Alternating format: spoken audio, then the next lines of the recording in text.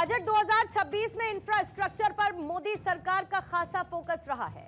Infrastructure risk development fund की स्थापना कर बड़ी परियोजनाओं के विकास में तेजी लाने का टारगेट रखा गया।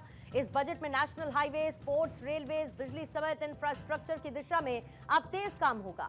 इसके लिए बजट में कई खास तरीके के प्रावधान किए गए, क्योंकि देश के विकास की राह इन सभी जगहों से होकर गुजरती है, जो समय भी बचाती है और प्रोडक्शन कैपेसिटी को भी बढ़ाती है।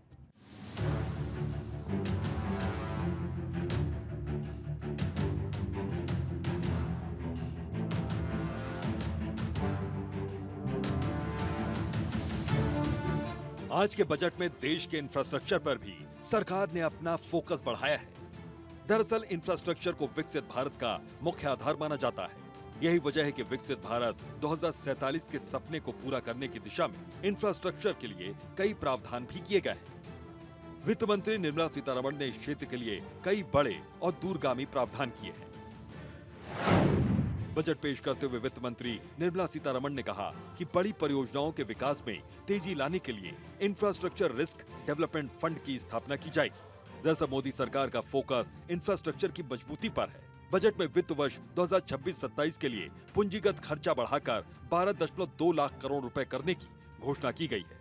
ये पिछले वर्ष की तुलना में लगभग 9% अधिक है। इस प्रावधान का टारगेट देश की सड़क, रेलवे, बंदरगाह यानी पोर्ट और डिजिटल इंफ्रास्ट्रक्चर में निवेश बढ़ाकर रोजगार के नए अवसर पैदा करना और आर्थिक गति को बनाए रखना है।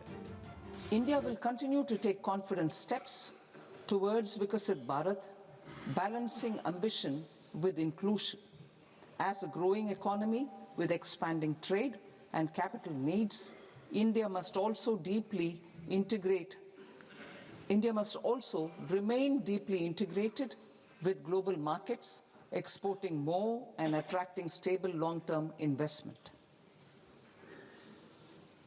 As I begin Part A, I want to express my gratitude to the people for standing firmly with us as we forge our way together towards becoming one of the largest economies of the world.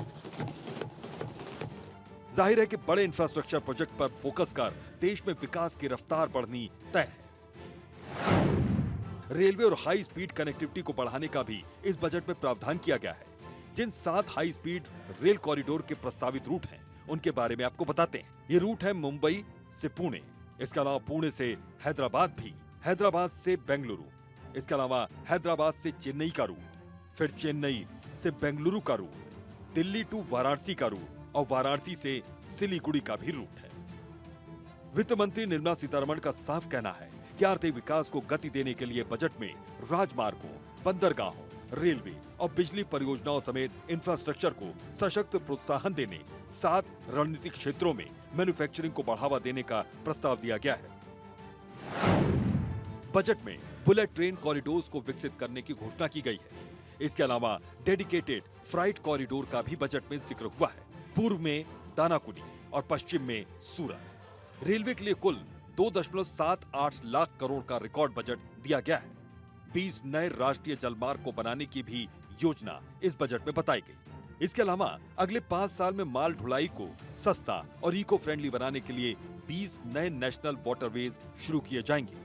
तटीय और अंतर्देशीय जलमार्गों के जरिए माल ढुलाई की हिस्सेदारी को 6% से बढ़ाकर 12% करने का टारगेट रखा गया है। वाराणसी और पटना में शिप रिपेयर इकोसिस्टम भी विकसित किया जाएगा। समुद्री विमान VGF योजना की शुरुआत की गई है। In order to promote environmentally sustainable passenger systems, we will develop 7 high-speed rail corridors between cities as growth connectors, namely Mumbai to Pune, Pune to Hyderabad, Hyderabad to Bengaluru, Hyderabad to Chennai, Chennai to Bengaluru, Delhi to Varanasi, Varanasi to Siliguri. इस दौरान वित्त मंत्री निर्मला सीतारमण ने banking sector के लिए भी एक बड़ी घोषणा की। वित्त मंत्री ने कहा कि देश की बैंकिंग सेक्टर की व्यापक समीक्षा के लिए एक हाई लेवल कमेटी बनाई जाएगी और सुधारों पर बेस्ड ग्रोथ के लिए नई योजना बनाई जाएगी। इसका मकसद भारतीय बैंकों को आने वाले समय के लिए विकसित भारत की योजना के मुताबिक तैयार करना है। उन्होंने कहा कि भारतीय बैंक आज अच्छी स्थिति में है, उनका मुनाफा और दुनिया में पहुंच बढ़ी है। I propose setting up a high-level committee on banking for Vikasit Bharat. High-level committee on banking for Vikasit Bharat to comprehensively review the sector and align it with India's next phase of growth while safeguarding financial stability, inclusion and consumer protection. The vision for NBFCs for Vikasit Bharat has been outlined with clear targets for credit disbursement and technology adoption in order to achieve scale and improve efficiency in the public sector NBFCs. As a first step, it is proposed to restructure the Power Finance Corporation and Rural Electrification Corporation. Budget के दौरान उन्होंने ये भी कहा कि सरकार ने सार्वजनिक निवेश पर मजबूत जोर देते हुए राजकोषीय विवेक और मौद्रिक स्थिरता बनाए रखी है और आगे कहा कि भारत को वैश्विक बाजारों के साथ गहराई से जुड़ना चाहिए, अधिक निर्यात करना चाहिए और विदेशी निवेश को भी आकर्षित करना चाहिए। जाहिर है कि सरकार की आज के समय में कोशिश है कि बड़े इंफ्रास्ट्रक्चर प्रोजेक्ट पर फोकस किया जाए ताकि देश में विकास दर और रोजगार बढ़े। यही वजह है कि बड़ी परियोजनाओं के विकास में तेजी लाने के लिए इंफ्रास्ट्रक्चर रिस्क डेवलपमेंट फंड की स्थापना जैसे प्रावधान किए गए। इसके अलावा ईयू के साथ हुए एफटीए की झलक भी आम बजट में साफ नजर आई।